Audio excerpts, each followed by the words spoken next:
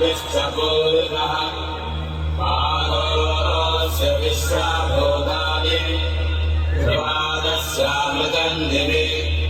त्रिपादोऽर्थबुधे पुरुषः पादोऽस्येहाभवात् पुनः ततो विश्वम् जक्रामत् स्वाहानशने अभि तस्मात् विराटजायत विराजोऽधिपूर्वः स जातोऽन्यरिच्यत पश्चाद्भूमिमतो पुरः यत्पूर्वेण हविषा देवायज्ञमदन्वरा सन्दोहस्यासीनाज्यम् ग्रीष्मयुग्मः शरद्भविः सप्तास्यादम्बरिधयः त्रिसप्तमिधः कृताः देवाय दन्वानाः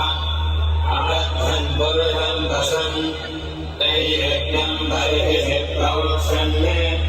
पुरुषम् दानम्